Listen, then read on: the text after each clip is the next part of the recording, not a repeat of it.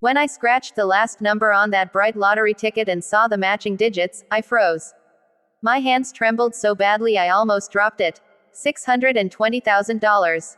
For the first time in my life, luck had chosen me. After years of dead-end jobs, sleeping in my childhood room because rent was too high, and hearing my parents tell me I'd never amount to much, I finally had a way out. For once, it was my name on the ticket, not my sister Emily's, not the golden girl they worshipped like a goddess. Mine. I waited until dinner to tell them.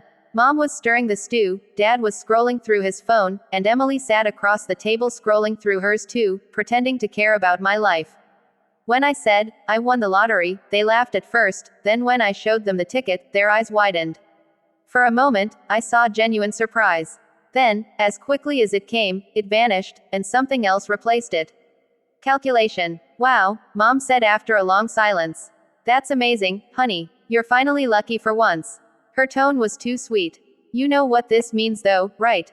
We're family. Families share everything. I know, I said cautiously. But I want to finally move out, maybe start a small business. I'll help you guys out, of course. Before I could finish, Emily interrupted. Half of it should come to me. I've done so much for this family. Mom and Dad always said we should share everything. I stared at her. You didn't win, Emily. I did. Mom and Dad exchanged glances. Listen, sweetheart, Dad said carefully, you've lived here rent-free for years. Emily's been paying her way, helping with bills. It's only fair she gets a share. Half would be reasonable. My chest tightened. Half? Are you serious? That's $310,000. Mom folded her arms. If you're going to be selfish, maybe you should think about what kind of daughter that makes you. We've done everything for you.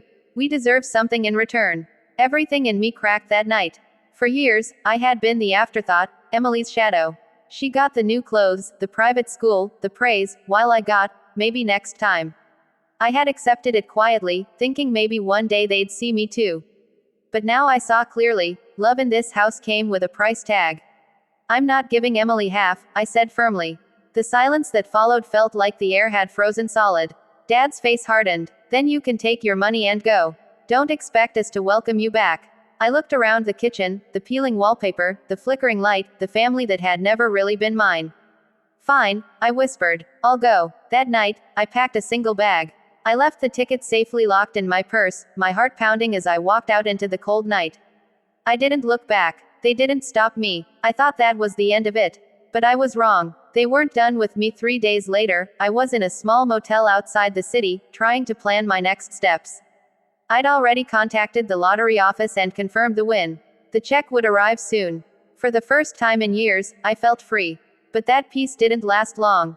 My phone buzzed constantly with calls from Mom and Dad, calls I ignored until Emily texted, "You're being ridiculous.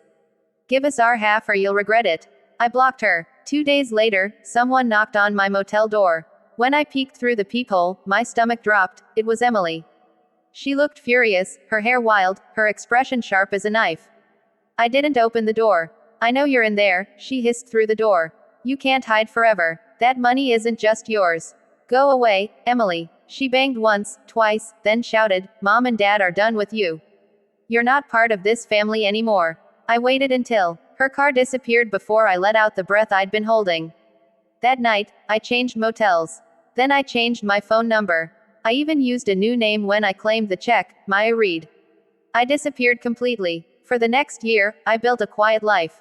I bought a small cabin near a lake, learned photography, and started selling prints online. I had no contact with my family. No one knew where I was, and for the first time, I felt safe. Until one day, a familiar name appeared on my website order list, Emily Carter. My hands went cold. She'd found me. I didn't know how, but she had. And the message she left under the special instructions field made my blood run cold. "You can run, but you can't hide forever. We'll take what's ours." I realized then they would never stop. And so I made a plan, not to run again, but to end it. I knew my family well. Greed was their language. So I decided to speak it fluently. First, I created a fake investment company, Blue Lake Holdings. Using my photography business as a front, I designed it to look like a small financial firm seeking investors for a promising new property deal. I sent out a few targeted emails through a mutual friend back home, knowing word would reach my parents. Within a week, it did. Emily called from a new number, pretending to reconnect. I heard you're doing well, she said, voice syrupy. Mom and Dad regret what happened. Maybe we can start over. Maybe, I said softly. I'm working on a business deal right now. You could invest, actually. It's a great opportunity. Her interest sparked immediately. Within days, she convinced my parents to invest too. They wired nearly $200,000 combined into the account I'd set up. The moment the transfer cleared, I closed everything. A month later, the number she'd called from was disconnected. By the time they realized they'd been conned, Maya Reed had vanished again. I didn't take the money to hurt them, I took it to teach them. Every penny went to charity. It wasn't revenge in the classic sense, it was justice. They'd stolen my peace for years, and now they could feel the emptiness I'd lived with my whole life. A year later, I returned quietly to my lakeside cabin. I didn't hate them anymore. I just didn't care. My family had tried to break me for money, but in losing them, I found everything I needed: freedom, strength, and the peace of knowing I'd never owe anyone again. Sometimes I still dream of that night in the kitchen, their shocked faces, the cold silence, the moment I walked away. It was the night I stopped being their shadow and started being my own person. And that, more than any dollar, was the real win.